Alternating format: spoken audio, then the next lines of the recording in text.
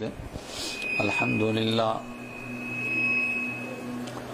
لله نزل كتابه المبين وجعلنا من عباده الصالحين المؤمنين والصلاة والسلام على خاتم الأنبياء والمرسلين وعلى آله وصحبه أجمعين أما بعد أعوذ بالله من الشيطان الرجيم بسم الله الرحمن الرحيم كما أرسلنا فيكم رسولا منكم يتلو عليكم آياته ويزكيهم ويعلمهم الكتاب والحكمة ويعلمكم ما لم تكونوا تعلمون فاذكروني أذكركم واشكروا لي ولا تكفرون يا أيها الذين آمنوا استعينوا بالصبر والصلاة إن الله مع الصابرين صدق الله مولانا العظيم. برادران اسلام، کل آپ نے قرآن پاک کے پہلے پارے اور سورہ بقرہ کے ابتدائی حصے کی کچھ موٹی موٹی باتیں سنی. آج ارادہ ہے کہ قرآن پاک کے دوسرے پارے اور سورہ بقرہ کے مکمل حصے یعنی تیسرے کے بھی کچھ حصے کو آپ کے سامنے عرض کروں. اور تینوں دن اللہ نے یہی آیت ذہن میں ڈالی رحمت عالم صلی اللہ علیہ وسلم کی سیرت کے عنوان کے تعلق سے بھی اور قرآن پاک کی تفسیر کے آپ کے مضمون کے تعلق سے بھی. آیت ایک مقام کی یہ نہیں ہے، مختلف مقامات کی ہے اور مختلف عنوانات کے تحت یہ آئی ہے. اس موقع پر میں نے جو آپ کو آیت سنائی یہ پیچھے سے ایک مضمون چلا آ رہا ہے. مضمون یہ کل آپ سن چکے کہ جب اللہ کے حبیب صلی اللہ علیہ وسلم دنیا میں تشریف لائے تو اس دنیا میں دو بڑی قومیں تھیں، ایک یہودی اور دوسرے عیسائی. دونوں اللہ کی کتاب کے حامل کہلاتے تھے، اہل کتاب کہلاتے تھے، صاحب علم کہلاتے تھے. اور خاص طور سے یہودیوں کے علم کی عرب کے اندر دھوم مچی ہوئی تھی. جادو جنتر بھی جانتے تھے، ٹونے ٹوٹکے بھی جانتے تھے، اس لیے لوگ ان سے خاص طور سے بڑے متاثر تھے. جب یہ نئی تحریک اٹھی تو لوگ ان کی طرف تاک رہے تھے، مسلسل دیکھ رہے تھے، جھانک رہے تھے کہ آخر اس نئی تحریک کے بارے میں ان لوگوں کا کیا رویہ ہے جو پڑھے لکھے ہیں. قرآن پاک نے اس سے پردہ اٹھایا کہ کہا یہ ظاہر کے تو بڑے گورے نظر آتے ہیں مگر اندر سے بہت کالے ہیں. اتنے کالے ہیں کہ ہر ایک چاہتا ہے کہ میں ہی جنت میں جاؤں، دوسرا کوئی نہ جائے، اور کام سب مل کر جہنم کا کر رہے ہیں. قالت اليهود ليست النصارى على شيء وقالت النصارى ليست اليهود على شيء. کل آپ نے آیت سنی تھی کہ مسلمانوں کے مقابلے میں آتے ہیں تو قالوا لن يدخل الجنة الا من كان هودا او نصارى، کہتے ہیں کہ جنت میں کوئی جا ہی نہیں سکتا، جنت میں وہ جائے گا جو یہودی ہو عیسائی ہو. آج یہ آیت بھی پہلے پارے کی سنیں کہ یہ تو مسلمانوں کے مقابلے میں جب آتے ہیں تو اللہ کے حبیب نے فرمایا الکفر ملت واحدہ، پھر یہ سب اکٹھے ہو جاتے ہیں. لیکن جب مسلمانوں سے الگ ہو کر آپس میں ایک دوسرے کو گھورتے ہیں تو قالت اليہود لیست النصارى علی شیء، یہودی کہتے ہیں کہ عیسائی کچھ بھی نہیں، یہ تو سیدھے جہنمی ہیں. تو عیسائیوں سے پوچھو قالت النصارى لیست اليہود علی شیء، عیسائی کہتے ہیں یہودی کچھ نہیں، یہ تو سیدھے جہنمی ہیں، یہ تو عیسیٰ علیہ السلام کی رسالت کے منکر ہیں، یہ کہاں جنت میں جا سکتے ہیں اللہ کی جنت میں. اور دونوں اسلام کے مقابلے میں آئے تو کہنے لگے کہ یہ نئی تحریک تو بالکل بھٹکی ہوئی تحریک ہے، ان کا کوئی قبلہ ہی نہیں ہے. جب مکہ کے اندر تھے تو خانہ کعبہ کی طرف منہ کر کے نماز پڑھتے تھے، اور جب مدینہ منورہ میں آئے تو بیت المقدس کی طرف منہ کر کے نماز پڑھتے ہیں. یہ کیا طریقہ ان کا تو کوئی قبلہ ہی نہیں ہے. اور مکہ کے مشرکین بھی کہتے تھے، عجیب بات ہے، مسلمان اپنے آپ کو کہتے ہیں کہ ہم ابراہیمی ہیں، حالانکہ حضرت ابراہیم علیہ السلام کا بنایا ہوا قبلہ خانہ کعبہ تھا. یہ اس کو چھوڑ کر کے بیت المقدس کی طرف کس طرح منہ کر رہے ہیں. اور دین کی دعوت دینا، دین کی بات کرنا کتنا مشکل تھا، کیسا کٹھن دور تھا. سب کے سب گناہوں میں لت پت، لیکن اس کے باوجود یہودی کہتے تھے نحن ابناء اللہ واحباؤہ، ہم تو سب کے سب اللہ کے بیٹے اور اللہ کے پیارے. عیسائیوں سے پوچھا تمہارا کیا حال؟ کہا ہمارا نبی اللہ کا بیٹا ہے، ہمارا تو ہی بیڑا پار۔ اور مکہ کے مشرکین سے پوچھا کہ تمہارا کیا حال ہے، تو وہ کہتے تھے ہم تو ابراہیمی ہیں، ہم تو اسماعیل علیہ السلام کی اولاد میں ہیں، ساری دنیا جہنم میں جائے تو جائے، ہم کیسے جائیں گے، ہم تو ابراہیم کی اولاد ہیں۔ ہائے ہائے، ایسے موقع پر کتنا مشکل ہے، کتنا کٹھن ہے کام کرنا، جب سب اپنے آپ کو بزرگوں سے جوڑے اور بزرگوں کے دین کو الٹا کر کے پیش کریں۔ دو ہی راستے تھے، یا تو یہ کہا جاتا کہ یہ بزرگ غلط ہیں، یا ان بزرگوں کو تعن و تشنیع کا مرکز بنا دیا جاتا، اور یا ان کی جو صحیح تاریخ تھی، صحیح تعلیمات تھی، ان کو پیش کیا جاتا۔ قرآن قربان جائیں، آقا من یرغب عن ملت ابراہیم من یرغب عن ملت ابراہیم الا من سفیہ نفسا۔ ارے کون ابراہیم علیہ السلام کے دین سے منہ موڑ سکتا ہے، مگر یہ تو بتاؤ ابراہیم علیہ السلام کا دین تھا کیا؟ من یرغب عن ملت ابراہیم الا من سفیہ نفسا۔ ذرا یاد کرو کون تھے ابراہیم؟ اذ قال له ربه اسلم قال اسلمت لرب العالمین۔ یاد کرو جب ان کو اللہ نے کہا جھک جا، کہا میں جھک گیا جہانوں کے پروردگار کے آگے، اس کی محبتوں کے آگے، والد بھی قربان، والدہ بھی قربان، اولاد بھی قربان، وطن بھی قربان، سب کچھ اس کے آگے قربان، اسلمت لرب العالمین۔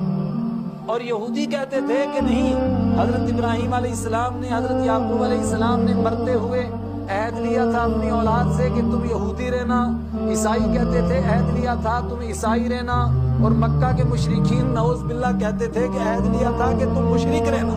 قرآن نے کہا اچھا، ہم کنتم شہداء اذ حضر یعقوب الموت، ہم کنتم شہداء، تم بتاؤ تم میں سے کون کون اس کا گواہ ہے، کوئی ہے ایویڈنس، کوئی تمہارا وٹنس ہے، تم اس وقت میں موجود تھے جب حضرت یعقوب علیہ السلام کے انتقال کا وقت آیا دنیا سے جانے کا۔ ام کنتم شہداء اذ حضر یعقوب الموت اذ قال لبنیہ ما تعبدون من بعدی۔ تمہیں پتہ ہے ابراہیم علیہ السلام نے اور حضرت یعقوب علیہ السلام نے کس کی وصیت کی؟ ووصى بها ابراہیم ویعقوب، اسی دین کی وصیت کی تھی ابراہیم علیہ السلام نے بھی اور یعقوب علیہ السلام نے بھی۔ کیا وصیت کی تھی؟ فرمایا عین جان کنی کا عالم جب دم نکل رہا تھا، جب انسان سب کچھ بھول جاتا ہے، اس وقت میں یعقوب علیہ السلام کی نگاہ پڑی اپنے بیٹوں کے اوپر تو تڑپ گئے کہ میں بیٹوں کو چھوڑ کر جا رہا ہوں، تو میں ان کو آخری وقت میں کیا کہوں، کیا وصیت کروں؟ اگر آج ہم اپنے ذہن سے سوچیں تو کیا وصیت کریں گے کہ مال کیسے بانٹنا، دولت کیسے بانٹنا؟ ایک ہی وصیت فرمائی، کیا وصیت؟ ماذا تعبدون من بعدی، بیٹو صرف مجھے یہ بتاؤ کہ میرے بعد کس کی عبادت کرو گے؟ ابراہیم علیہ السلام کے پڑپوتے، اسحاق علیہ السلام کے پوتے، یعقوب علیہ السلام کے بیٹے، نبوت کے چشم و چراغ، کیا ان سے یہ امید اور یہ توقع کی جا سکتی تھی کہ وہ شرک میں مبتلا ہو جائیں گے؟ بولو پھر کیا کیا؟ سارے انسانوں کو یہ تعلیم دینی ہے کہ باپ کی کیا ذمہ داری ہے۔ باپ کی ذمہ داری یہ نہیں ہے کہ بیٹے کو اتنا تعلیم دے دے کہ اس کو پیٹ بھر جائے، اس کا دوزخ بھر جائے، حل من مزید اور مانگتا چلا جائے۔ باپ کی یہ ذمہ داری ہے، قیامت کے دن پوچھا جائے گا کہ اولاد کو کس دین پر چھوڑا تھا۔ ما تعبدون من بعدی، مجھے صاف بتاؤ میں جا رہا ہوں دنیا سے، میرے بعد کس کی پوجا کرو گے؟ قالوا نعبد الہک و الہ آبائک ابراہیم و اسحاق و اسماعیل و اسحاق۔ کہا ابا جان آپ بے فکر رہیں، ہم ایک اللہ کی عبادت کریں گے جس کو آپ مانتے تھے، جس کو ہمارے دادا ابراہیم مانتے تھے، ہمارے دادا اسحاق مانتے تھے، حضرت اسماعیل علیہ السلام مانتے تھے، اس کی عبادت کریں گے۔ سارے کے سارے اس تمام کے باوجود اس پر ڈٹے ہوئے کہ نہ، حضرت ابراہیم علیہ السلام کا دین تو یہودی تھا، عیسائی کہتے ہیں نہ عیسائی تھا، اور مکہ کے مشرکین کہتے ہیں نہ شرک والا دین تھا۔ قرآن نے کہا نہیں، ابراہیم کا دین تو سنا تھا، کیا دین؟ انہوں نے بتایا کیا؟ تم ابراہیم کو تو مانتے ہو مگر ان کی تعلیمات کو تو نہیں مانتے ہو۔ کیا تعلیم تھی ابراہیم علیہ السلام کی؟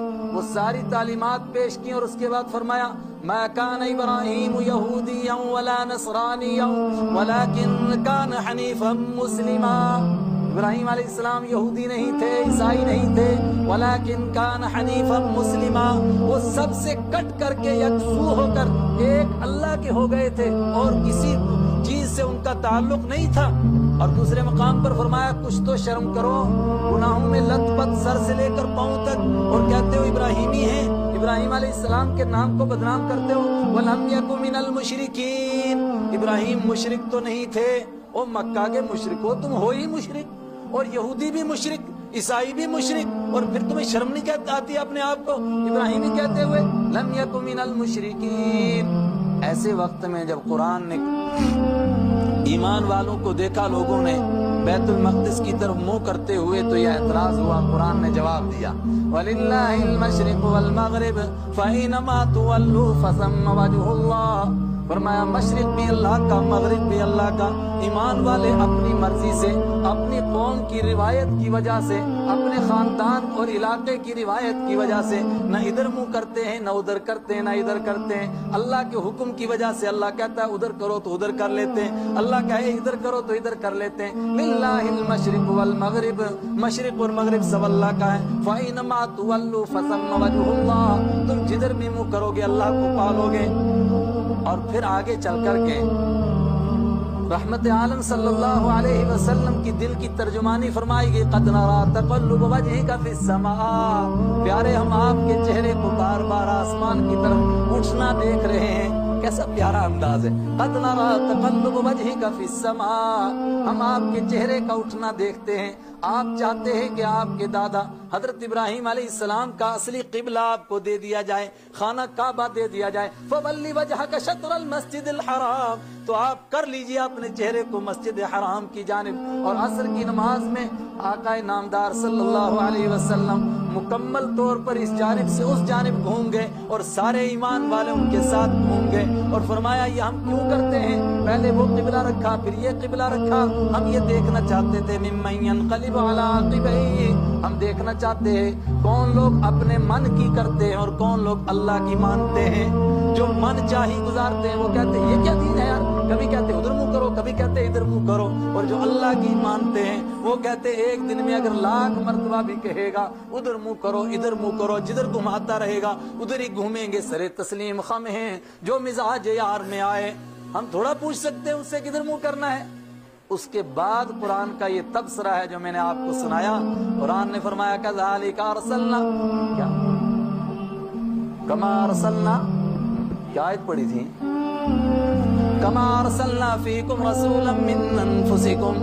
کما, یہ ہم نے بیت اللہ کا کی نعمت, خانہ کعبہ کی طرف منہ کرنے کی نعمت ایسے ہی تم کو دی. کما, یہ ایسے ہی تم کو نعمت عطا فرمائی جیسا کہ ہم نے تم کو اپنا آخری پیغمبر عطا فرمایا. انسانوں سے کہا جا رہا ہے کما ارسلنا فیکم. اے لوگو, یہ خانہ کعبہ کی نعمت ہم نے ایسے ہی دی جیسے تمہیں آخری پیغمبر عطا فرمایا. نہیں سمجھے ابھی بات, دور کی بات ہے.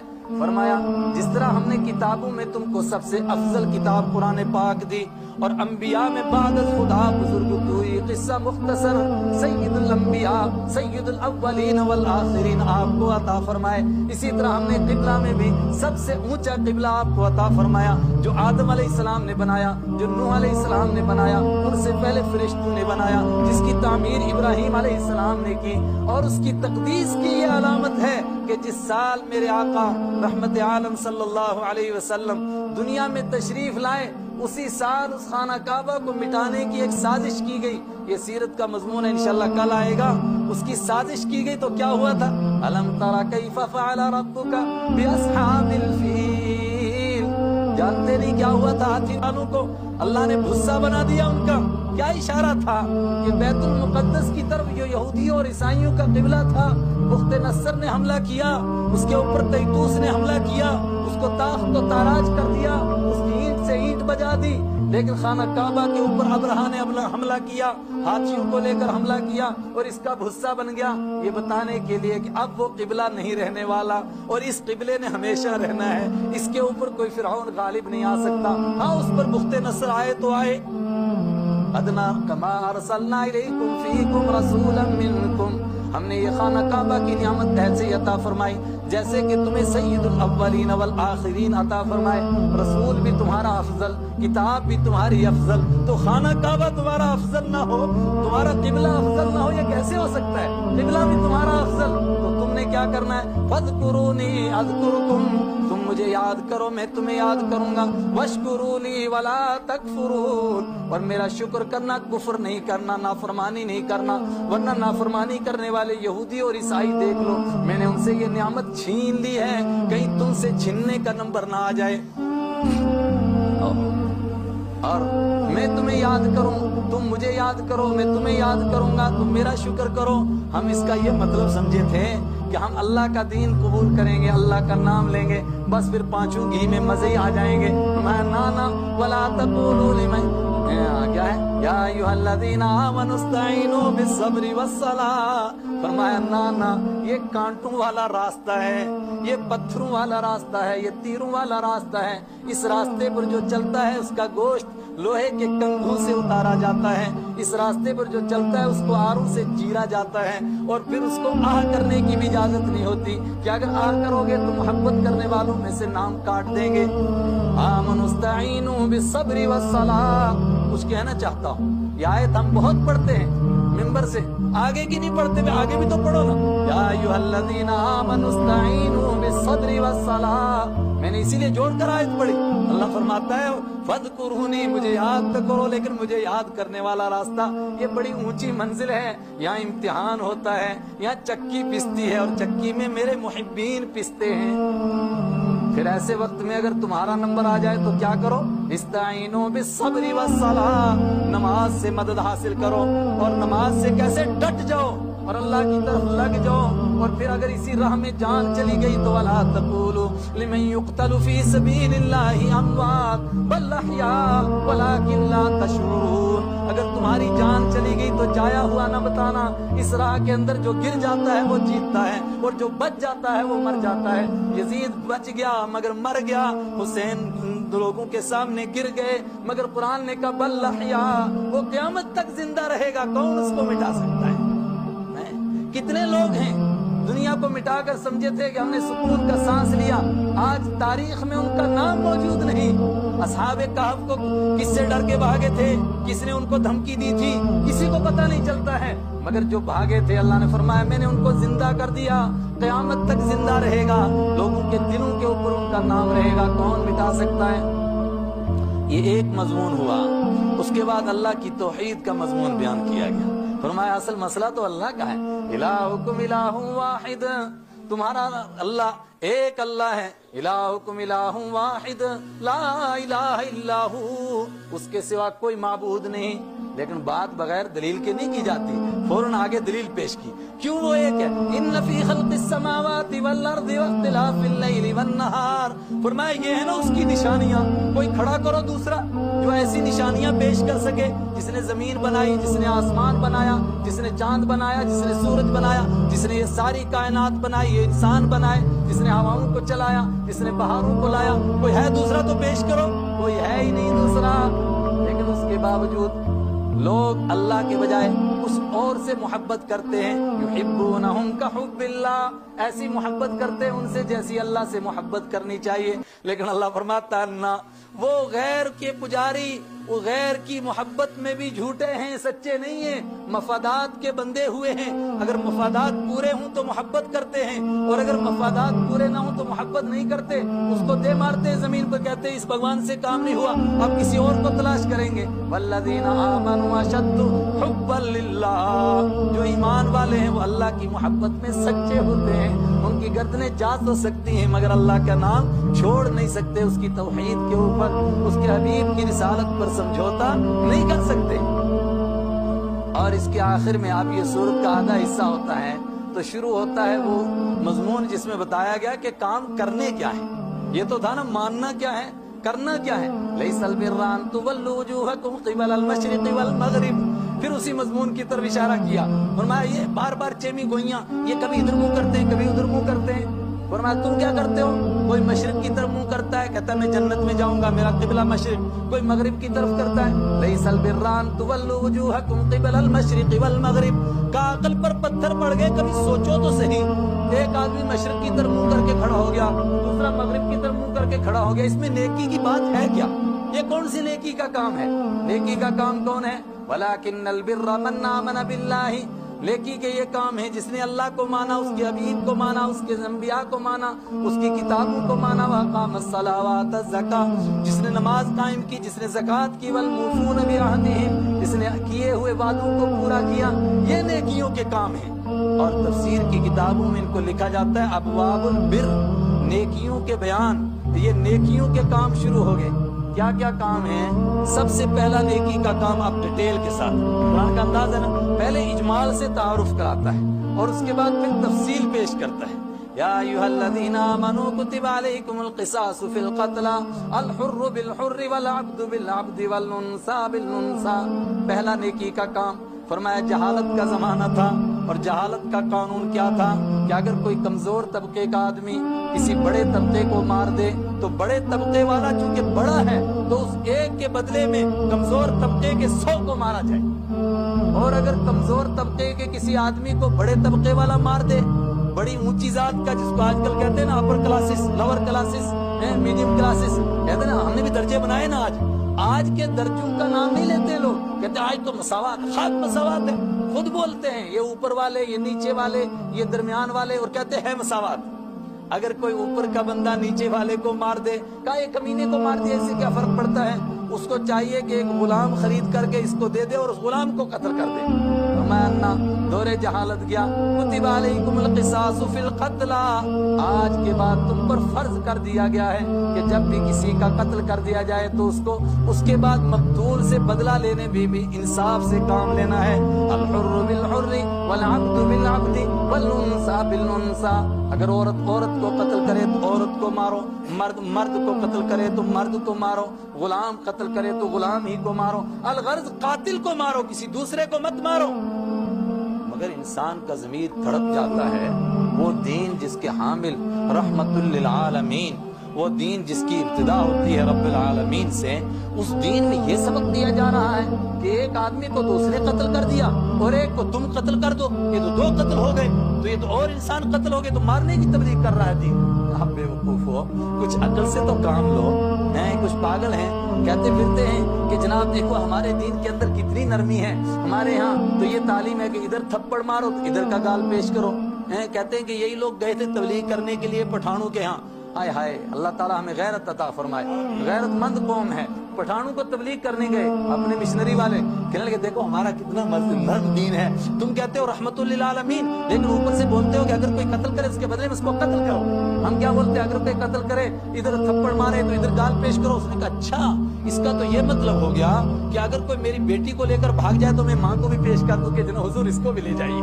अगर कोई मेरी बहन को लेकर भागे तो मैं बेटी को पेश कर दूं, हुजूर इसको भी ले जाए। मैंने कहा जाओ जाओ वापस, इस दीन की हमको जरूरत नहीं, आप लोगों को सिखाओ, इस बेगैरत दीन की हमको जरूरत नहीं है। जवाब दिया कुरान ने, वलकुम फिल क़िसास हयातुन या उलिल अलबाब, वलकुम फिल क़िसास हयातुन, बदला लेने में तुमको जिंदगी मिलेगी या उलिल अलबाब, वो अक्ल वालो अक्ल से काम लो। अगर कोई बुद्धू है तो उसको छोड़ो उसी के हाल पर, मगर तुम तो अक्ल से काम लो। जो हम कह रहे हैं कि कत्ल के बदले में कत्ल की इजाजत है, हमने फर्ज नहीं किया। हमने कहा फमन उफ़िया लहू मिन अख़ीही शैउन, जो माफ कर देगा तो कोई बात नहीं, माफ कर सकता है, लेकिन बदला लेने की जो हमने इजाजत दी किस लिए दी? फरमाया इसी में जिंदगी है। आइंदा जो भी तलवार उठाएगा उसको फौरन एहसास होगा कि कल मेरी गर्दन भी तलवार के नीचे होगी। वलकुम फिल क़िसास हयातुन, तुम्हारे लिए कत्ल में बदला लेने में जिंदगी है। या उलिल अलबाब, ए अक्ल वालों। एक नेकी का बयान आया, उसके बाद एक दूसरी नेकी का बयान किया गया कि जब तुम में से किसी का इंतकाल हो तो उसकी जायदाद कैसे तकसीम होनी चाहिए। वो तफसीली मजमून सूरह निसा का इंशाअल्लाह वहाँ बताएंगे। उसके बाद या अय्युहल्लज़ीना आमनू कुतिबा अलैकुमुस सियाम, एक बयान आया, ऐ ईमान वालों तुम पर रोजे रखे गए हैं, तो उसकी तफसीलात बयान की, वो मौलाना मुबारक साहब आपको सुनाएंगे। लेकिन इस सब के ऊपर एक सवाल पैदा हुआ कि कत्ल के बदले में कत्ल, अक़ामुस्सलाह आतुज़्ज़का वल मूफ़ून बिअहदिहिम, कुतिबा अलैकुमुस सियाम, कुतिबा अलैकुमुल क़िसास, इससे चाहा क्या जा रहा है? इन इबादतों का मकसूद क्या है? बारी ताला चाहता क्या है? फरमाया तुमको अपना तकर्रुब अता करना चाहता हूँ, तुमको अपने करीब करना चाहता हूँ, तुम्हारा ताल्लुक अपने आप से जोड़ना चाहता हूँ। तो कैसे जुड़ेगा? फरमाया कभी मेरे दर पर आकर तो देखो, मुझसे मांग कर तो देखो। इज़ा सालका इबादी अन्नी فإني قریب اجیب دعوت الداعی اذا دعانی فلیستجیبوا لی ولیؤمنوا بی لعلہم یرشدون. اسی کے بعد اسی مضمون کے بیچ میں یہ آیت ہے. بیچ میں کیوں لائی گئی؟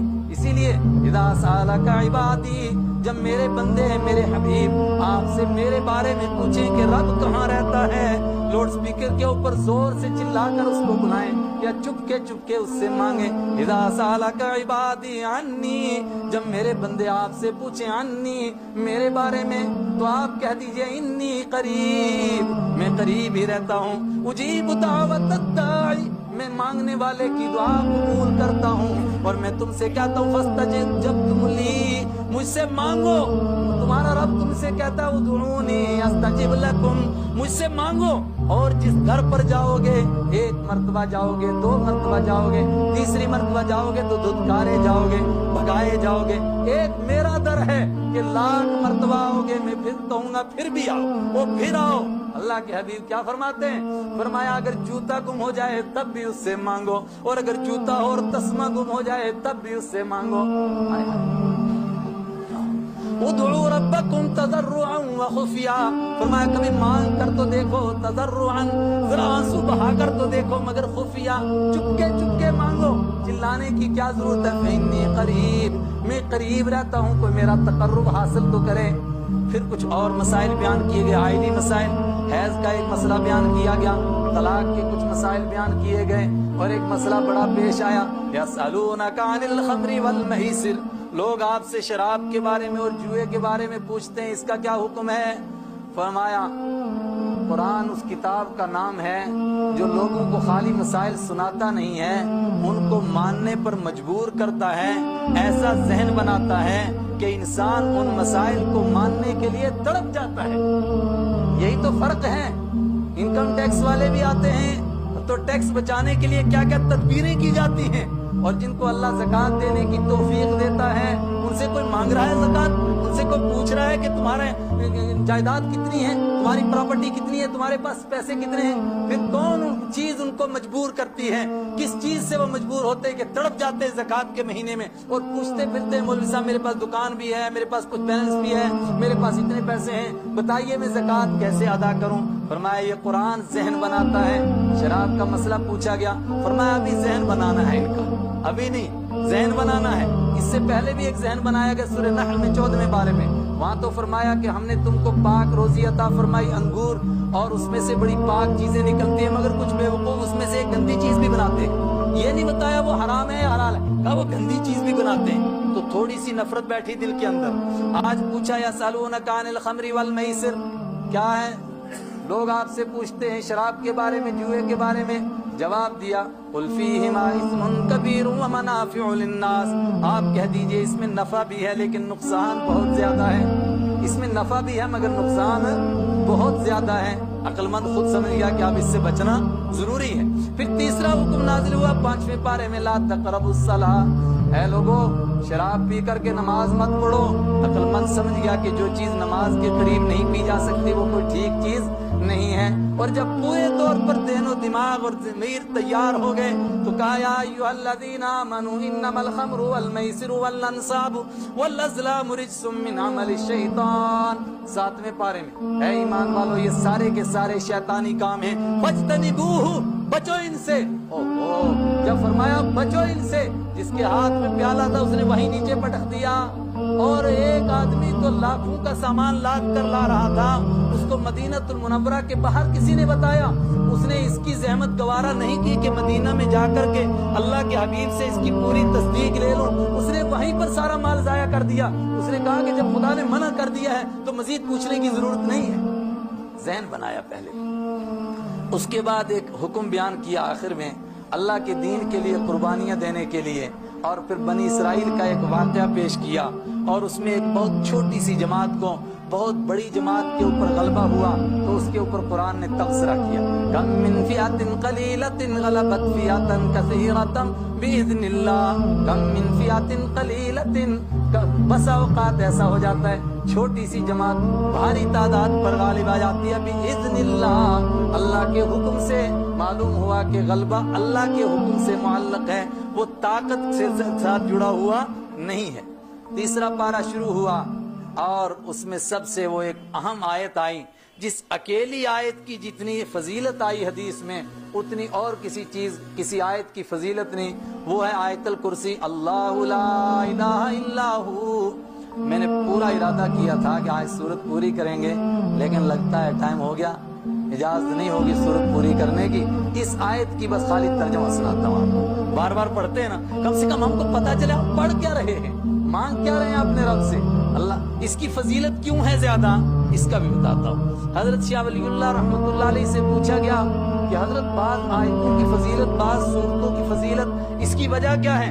فرمایا جس صورت کے اندر جتنی زیادہ اللہ کی صفات آتی ہیں اتنی ہی اس کی فضیلت ہوتی ہے، اور جس آیت کے اندر جتنی زیادہ اللہ کی صفات آتی ہیں اتنی ہی اس کی فضیلت ہوتی ہے، اور آیت الکرسی کے اندر جتنی اکیلی آیت کے اندر اللہ کی صفات آ گئی ہیں، کسی بھی دوسری اکیلی آیت کے اندر اتنی اللہ کی صفات نہیں ہے۔ کیا صفات ہے؟ اللہ لا الہ الا هو الحی القیوم، اللہ وہ اللہ ہے، لا الہ الا ہو۔ کیسا اللہ ہے؟ اس کے سوا جس کو حاجت روا اور مشکل کشا سمجھتے تھے، کسی ایک کے لیے لوگوں کا یہ عقیدہ نہیں تھا کہ وہ اکیلا ہے اور اس کے سوا دوسرا کوئی نہیں۔ اللہ فرماتا ہے میں ہوں اور میرے سوا کوئی دوسرا ہے ہی نہیں۔ اللہ وہ ہے، لا الہ الا ہو، اس کے سوا کوئی دوسرا ہو ہی نہیں سکتا۔ کوئی کہے کہ کیوں زبردستی اندھ وشواس کی بات ہے کہ مان لو بس اس کے سوا کوئی نہیں، کہا نہ دلیل کے ساتھ بات کرتے ہیں، یہ اس کی صفتیں ہیں، اگر یہ صفات کہیں اور مل جاتی ہیں تو مانوں کہ وہ دوسرا ہے، مگر یہ صفات کہیں نہیں مل سکتی ہیں۔ کیا صفت ہے؟ الحی القیوم، الحی وہ ہمیشہ سے زندہ ہے۔ کب سے زندہ ہے؟ فرمایا جب کب بھی نہیں تھا تب وہ تھا، اور جب تب بھی نہیں رہے گا تب وہ رہے گا۔ الحی کوئی ہے دوسرا تو لاؤ میدان میں۔ القیوم وہ قائم ہے، اسی کے دم سے ساری کائنات قائم ہے، وہ کسی دوسرے کے سہارے سے قائم نہیں ہے، وہ خود قائم ہے، اس کے دم سے ساری کائنات قائم ہے۔ اگر ہے کوئی مقابلے والا تو لاؤ، اور یہ بات نہیں سمجھ میں آئے تو پھر موٹی صفت بیان کی، لا تأخذہ سنۃ ولا نوم، اس کو اونگ چھوتی نہیں، اس کو نیند اس کے قریب نہیں آتی۔ اگر کوئی دوسرا ہے تو لاؤ اس کے مقابلے میں، دوسرے تو سو بھی جاتے ہیں، فلاں اور فلاں بھگوان فلاں، وہ جب سو جاتے ہیں، اگر رب سو جائے گا تو زکریا علیہ السلام کس سے مانگیں گے؟ ہنالک دعا زکریا ربا، اگر میں سو جاؤں تو زکریا کس سے مانگے؟ اگر میں سو جاؤں تو یوسف علیہ السلام کنویں میں کس سے مانگے؟ اور اگر میں سو جاؤں فنادا فی الظلمات، فنادا فی الظلمات، کئی اندھیریوں میں اس نے ہم کو پکارا، کئی اندھیریوں میں۔ کون سی اندھیری؟ فرمایا رات کی اندھیری، سمندر کی اندھیری، سمندر کی تہوں کی اندھیری، مچھلی کے پیٹ کی اندھیری، اس کے نیچے ہم کو پکارا، اور کیسی کمزور آواز نکالی ہوگی، آواز نہیں نکالی ہوگی، دل میں خیال آیا ہوگا، اللہ الہ الا انتا، میں مانتا ہوں کہ تیرے سوا کوئی نہیں۔ فرمایا بس اس نے اقرار کیا، فاستجبنا له ونجیناہ من الغم، ہم نے کہا سن لیا آ گئی آواز تیری، لا تأخذہ سنۃ ولا نوم، اس کو اونگ نہیں آتی، اس کو نیند نہیں آتی، اگر وہ سو جائے تو کس سے مانگیں گے؟ کون ہے اس کی؟ لہو ما فی السماوات وما فی الارض، لہو ما اسی کا ہے، ما فی السماوات جو آسمانوں میں ہے، وما فی الارض اور جو زمین میں ہے، اس ساری کائنات میں جو کچھ ہے تنہا اس کا ہے۔ اگر کوئی دوسرا ایسا تم کو نظر آتا ہے تو لاؤ اس کے مقابلے میں۔ کچھ نے کہا چلو اس کے مقابلے میں آنے والا تو کوئی نہیں، لیکن کچھ ایسے ہیں نا جو سفارش کر کے زبردستی بنوا لیں گے اس سے۔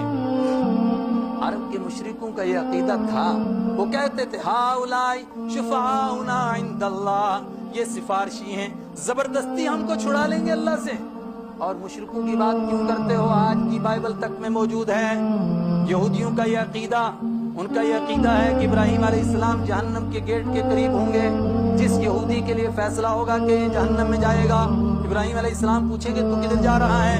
وہ کہے گا کہ میں جہنم میں جا رہا ہوں، تو وہ کہیں گے چل جنت میں ادھر چکی پیسنے آیا ہوں، میں تیری تو سفارش کرنے آیا ہوں۔ عیسائیوں سے پوچھا، انہوں نے کہا کہ محشر کے دن فیصلہ ہی بیٹا کرے گا، باپ کے ہاتھ میں حکومت ہی نہیں رہے گی، نعوذ باللہ اللہ کے ہاتھ میں۔ من ذا الذی یشفع عندہ، من ذا کون ہے آئے میدان میں ذرا من ذا الذی یشفع عندہ کون ہے جو اس کے پاس سفارش کر سکے الا باذنہ ہاں اس کی اجازت سے وہ اجازت دے گا اپنے حبیب کو اس کے حبیب سر سجدہ میں رکھیں گے اور سفارش کریں گے اے اللہ تو لوگوں کا حساب شروع فرما اور اللہ کی تعریف کریں گے اور اللہ فرماتا ہے میں کہوں گا ارفع راسک پیارے اپنے سر کو اٹھا اب تیری عاجزی مجھ سے دیکھی نہیں جا سکتی تیرے بہتے ہوئے آنسو مجھ سے دیکھے نہیں جا سکتے ارفع راسک سل تو سوال کر تو مانگ جو مانگے گا تو عطا وہ تجھ کو دیا جائے گا آج تیرا کام مانگنا اور میرا کام دینا جو جو تو مانگتا جائے گا تجھ کو دیتا رہوں گا اللہ باذنہ اس کی اجازت سے تب ہوگی سفارش مگر کس کی کریں گے دوسرے مقام پر فرمایا من ارتضی جس کو رب قبول کرے گا اور جس نے ایمان ہی نہ لایا ہو جو اندر سے ہی کھوٹا ہو فرمایا اس کا بیڑا سفارش سے بھی پار ہونے والا نہیں اور ایسی کی کوئی سفارش کر سکتا ہی نہیں ہے خود کہتا ہے نا اللہ تعالیٰ کہتا ہے تم آ گئے میرے پاس اکیلے کما خلقناکم اول مرہ جیسے میں نے آپ کو دنیا میں اکیلا پیدا کیا تھا وما نرى معكم شفعاءكم الذين زعمتم مجھ کو تو تمہارے ساتھ تمہارا کوئی سفارشی نظر نہیں آتا کما زعمتم جیسا کہ تم نے خیال کیا تھا بس اتنا ہی رکھتے ہیں وقت زیادہ ہو گیا آخر دعوانا ان الحمدللہ رب العالمین ربنا تقبل منا انك انت السمیع العلیم وتب علینا انك انت